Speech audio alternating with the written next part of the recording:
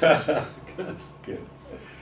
If I just start by just saying that the omnibus conversations are really to help with that process of accountability, so that we try and just share stories about what it is we're doing that help the university to become what it is today, but which will relate very closely to the kind of values that give meaning and purpose to our lives. And just as you were saying earlier about the last 12 months, because since you did your doctorate, and with that passion for compassion being right at the heart of it in terms of the relationships, in terms of the health service, but also specifically with Alzheimer's patients and carers, you yourself have had to face that sense of your own mortality. You were saying this has affected you, this has meant quite a bit to you. So I wonder, before we go on to looking at what it is you're doing at the moment, would you like to say just a few words about that? Yeah, I think when you are presented with a diagnosis, and even though I couldn't have wished for a better outcome, in the beginning you don't know that. You don't know. You know there's a problem. They tell you you've got cancer, and everything. Your worst nightmares being played out in front of you, and it is. I've always considered myself to be fairly strong, fairly pragmatic, but even so, the impact that it had on me was I lost trust in my body, because I didn't quite know. All these things are going on, and you don't know until somebody goes, "Ooh, look, what's that?" And you then have to. It becomes self-preservation to a certain extent. And I found that the impact that had on me was I withdrew from having opinions that I articulated. And although I had to do a certain amount of that in order to continue to earn a living through this process, it probably wasn't evident externally. But I think two things happened as a result of that. I was able to remember being vulnerable, and I know that what my own PhD doctorate and research around that was about, how having illness as a child, really that was the roots of what I was calling an ontological commitment to a passion for compassion, and looking at how I could then hold myself to account, and that become epistemological values that I could hold myself account to. And it was reminding myself very much of that working with people living with dementia and the people that care for them, I felt closer, I suppose, to that. But it did mean you do have to be fairly confident to say something that maybe seems provocative or rock the boat. So I understand how people don't challenge the status quo from that lived experience. Yeah, what I suppose just fascinates me about that is because I went to Sally Cartwright's funeral last Friday, and Sally died at the age of 53 of brain tumours. And literally 18 months ago, if you got into a classroom, you would thought, well, it doesn't get better than this. The kind of quality of educational relationship she had established was fantastic, and she wanted the funeral to be a celebration of her life, and it was. But there's something about when you said about facing your own mortality, that, it might sound strange to say this, but the reason I like that is that it does face up to the certainty of one's own death, and therefore you can really ask yourself those very penetrating questions about, well, what am I doing for the rest of my life? Yeah? And what's important. Yeah, exactly that. What is it that is important? And that's what I wondered if you just, if you like, catch me up on now, because you have been working, you have faced that sense of your own mortality, and as you were just saying about that sense of the regeneration of the physicality, and so would you mind just catch me up with the kind of projects that you're now engaged with? Yeah, I think the sort of the biggest piece of work that I've been involved in alongside Sean was it was almost a gift in terms of what I might need at that moment in time, because when I was doing the work in the, I suppose it was 2000, 2001, 2002, looking at redesigning services for people living with dementia, there was a young GP that was crucial to that process, Patrick. And Patrick plays a very significant part in my doctoral thesis. And Patrick asked me to work with his wider general practice to look at how we could really focus and help people living with dementia to articulate what it was that they would find might improve the quality of their lives. And we used a living theory approach to that. And it was a very small project, but it led to some interesting developments like singing for the brain and all those sorts of things. And we've gone our separate ways, and out of the blue, last spring, Patrick, who's now working in Birmingham and Solihull as the lead responsible officer for the CCG, so leading that whole new world of GP commissioning, and therefore quite an authoritative figure, said we want to do something around dementia. And I've been talking about people, about the way that you and Sean work, and we'd like to use that. So that's what we've been doing. So for me, thinking about, you've got Birmingham, huge place, and you've got Solihull, and they're both very different, and the needs are very different from the different communities. And so we thought, okay, what would it mean to use living theory as a process to take us to a place where we can actually say that people with dementia and their loved ones have been able to articulate how they want services to be, or how they want to live their lives in the communities from which they belong. And one of the challenges was that we were being presented with what they were calling hard-to-reach communities, mostly minority ethnic groups, who had, for some reason, their relationship wasn't, or for many reasons, their relationship wasn't as was expected.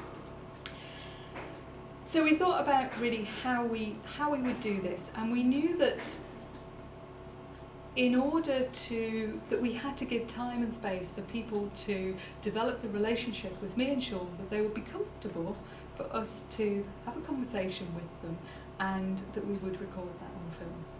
And for people who are vulnerable, that's always a challenge as well. So the way that we've developed the process is actually about, we film and we have the conversation, and then they watch the film. And if they're happy that we use that film, then we do. If they're not, then they can think about it for as long as they want. They can have bits taken out. They can ask us to write about it rather than showing it. But there was only one family who wanted to have a little bit of time. And some of the, so for instance, there was a group of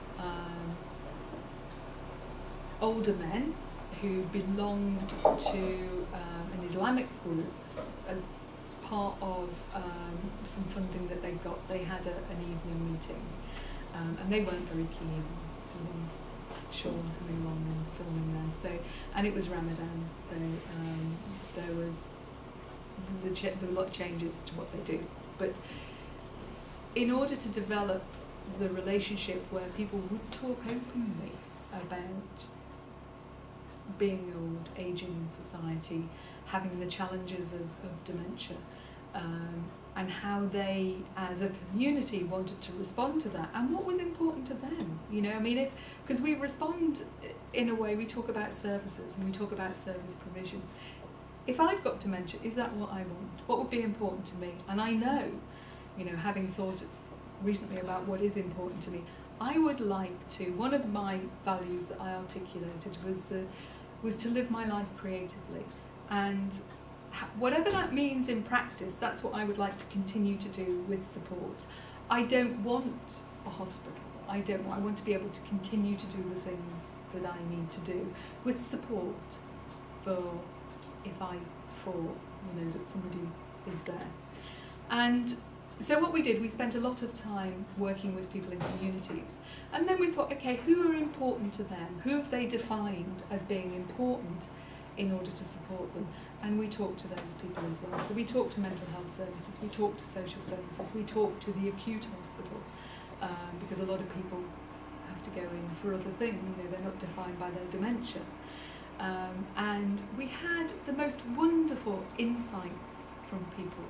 And we ended up with about, 60 hours of film from wide-reaching community. And then we went through that, we looked at the film again, and we'd obviously been in the moment as well, and remembered a lot of the things. But what we tried to do was to look at what things were being repeated, what things were becoming themes, what things were people saying that is always an issue or something. Not to devalue things that's just important to one person, but to look and see if there was anything that we could take. And there were, there were lots of things that people played out time and time again. So what we did for the next part of the process was we persuaded them to hire Birmingham Football Club for the day. And we took over the football club. And what we did was we enabled people to work in groups, okay? So we were quite contrived about that. So we would make sure that there was someone living with dementia, there was a carer, there was an artist, because the artist's input to this was very important just in terms of community life and how people live in the community. There was somebody from the acute hospital, there was a GP, so as mixed a group as possible. People don't normally work in that way, exploring ideas and issues. It's quite, we do work multi-professionally, but we tend to, or in my experience, we tend to redesign things and show it to people and say, now we're going to have a consultation period, but actually you can tweak it, but you can't really do, because that's what we're doing. And we wanted them to feel confident about doing things differently. And so we had we put together 5 DVDs where we played back the conversations to people for 2 reasons. One, that it was important for people who are commissioning services and providing services to hear in the moment, with those people sitting beside them, what the issues were. It was also important that it was in their language and not mine. It didn't go through any kind of sift or sieve, or I didn't have any influence, or Sean didn't. But also, so that was, the questions of validity could get thrown at you. For me, that was validating that process. That was holding this, again, to account, to a public audience. But also saying to them, is that right? This is what we've seen, and this is what we think you're saying here. But please add to it, challenge it, change it. But then think creatively as a group about what it might be if it was different. What might different look like? So throughout the day, we did that 5 times, which was a huge amount of work for people, particularly people with dementia. But what was so exciting and so, I think, surprising to people who'd said, oh, hard to reach groups, was that they weren't hard to reach at all. That once we'd established that relationship, and that actually we were open and we were honest and truthful about exploring possibilities with them, with the reality that perhaps some things we can't change. It was really, really very exciting. And what was exciting was that sometimes, I think, going back to being afraid of having an opinion and holding yourself to account, that when human beings come together in a kind of the dynamic and an energy, that there is some hope and that they do really feel that you're listening, then those issues aren't so huge, and that you can engage, and that those power dynamics can be more equal. What we wanted to do was to, at the end of the day, because it was hard work, and so what we did was we put some clips together, and I am very influenced by music, and I wish I was a musician, and I'm not, but it's, you know, I'm very influenced by lyrics, and I spent a lot of time listening to music about, can this say what it is that I'm feeling, can this say what it is that I'm feeling, based on what people were saying and their accounts of their lives living with dementia. And I found a track. So we wanted at the end of the day to help people to celebrate their contribution. So the short DVD is that. It's a short celebration. But there's a lyric that's repeated, give me something to believe in. And what Birmingham and Solihull are doing, and I hope they've got the strength and the courage to take this forward, because it's hard, it is hard, but they sense that they're doing something differently, and Patrick is still, despite the fact that his worst case scenario in terms of cuts has gone out the window, it's way beyond that. But some of the ideas that people were coming up with weren't, you know, they're not new buildings, they're actually about feeling valued as a human being, and that doesn't cost a lot of money actually. But to know that they are using this to develop the dementia strategy is, I think, you know, quite extraordinary, because they can hold themselves to account and say, we've listened to, we engaged, we listened, and now this is what we've produced, listening to your voices, and that they will stay with them as part of that. That will require change, and what we are hoping is that they will own a process of living theory to take that forward, so that as they develop an understanding as practitioners about what it is that they do and what impact that has, that they'll also develop that knowledge about what they need to do differently in order to hope to achieve some of the things that people living with dementia have asked them to do. But then know whether it has made a difference or not. And that to me is the bit. So we've gone further than we have been able to before. Now where that, for myself and for Sean, what we're doing at the moment is, because quite often when you're under pressure to deliver, as we were, you actually forget yourself that what was this all about for me? So what we're doing now is filling in the gaps in our own accounts of our learning, because it won't make sense if we don't do that. We've missed a bit if we don't do that, and it is the bit that I feel quite often, even as reflective practitioners, that sometimes it's the bit that goes, because it's the bit that's about yourself, and it's the bit that under pressure you let go, and we mustn't let it go. So maybe we could, when you've got that evaluation with Sean and the learning, you know, we could have a session either Thursday night or one of these. Yeah, and we've started. We've got a brief one, because we've been asked to recount the process for the Southwest, to see if it might influence how they do it, because it is actually just about, you know, readjusting the lens slightly that gives you a very different process and a different perspective, you know, because people want to do their best, don't they? And it is just about, you know, knowing that there is a way of doing that comfortably that doesn't expose you in a way, but you know, discomfort's good. And for me, particularly at the moment, with the Francis report yesterday, and you know, the significance, because I keep tweeting a passion for compassion, Naidoo 2005, in the hope that somebody might actually look, because my focus on that was does the kind of driving transformation with outcomes and targets, which is, and tools and techniques, is that different to developing the kind of practice that I'm talking about? And I know it's different, But actually, it's, again, it's not that difficult to get, you know, the kind of, for me, it's like I was talking about you know, a lens, but it's the kaleidoscope, isn't it? As you see all that jumble, and then you suddenly have this beautiful thing that's as things fall into place. And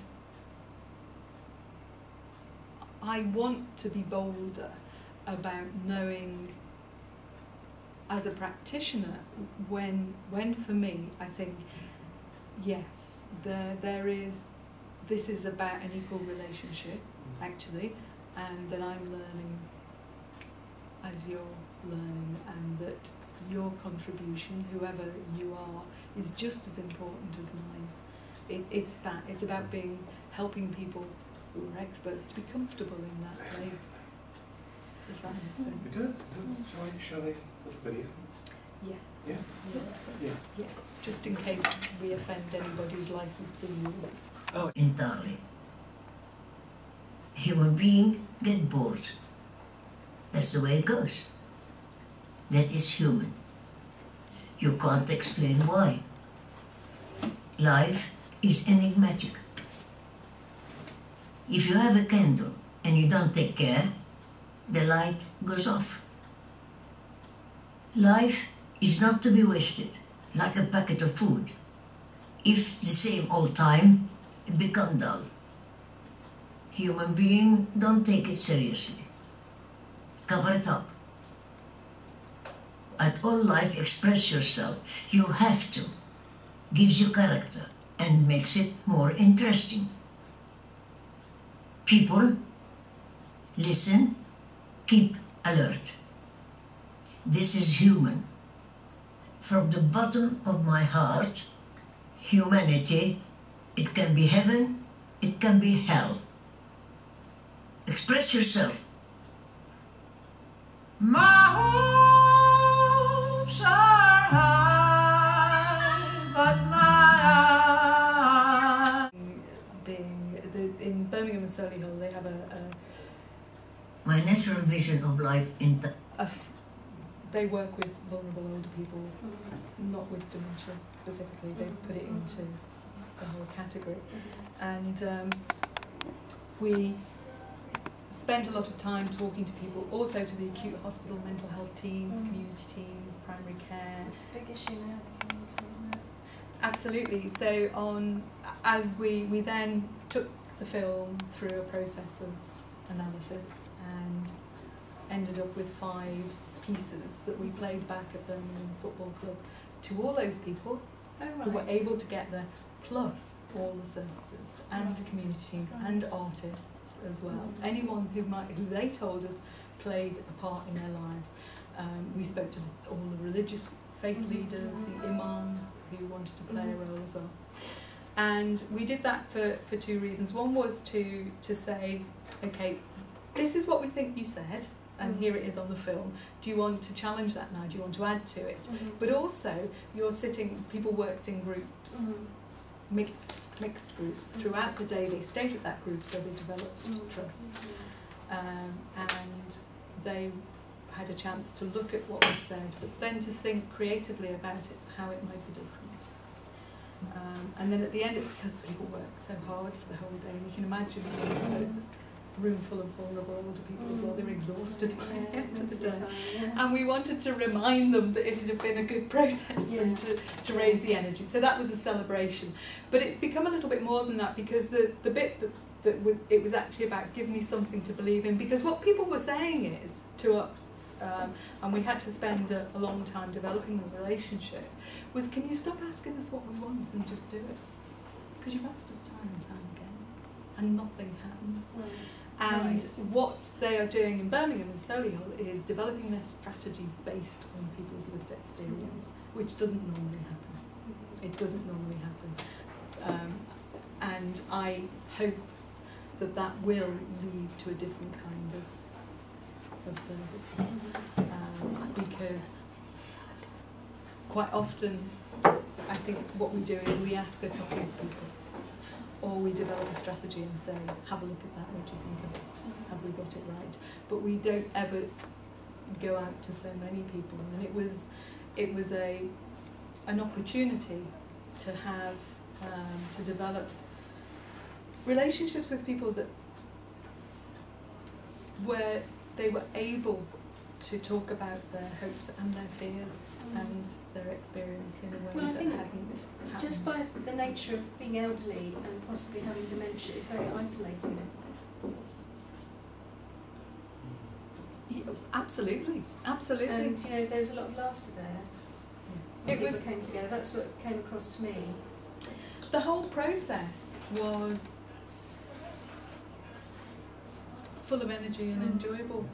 We didn't film the actual day because, not because people were living with dementia and their loved ones didn't mind. Some of the more prominent clinicians did mind, and we didn't want them to feel uncomfortable. We wanted them to feel that they could say. Yes. And there was a wonderful moment. And as you're filming me, I might save it actually. Is that okay? Oh, yeah, okay. What's it going to be used Do you for? want to turn it off for a second? We won't. We'll Oh, tell no, you no, afterwards, right. unless you Yeah, no, have that's information. fine. No, don't. Yeah, Ju- we're all right.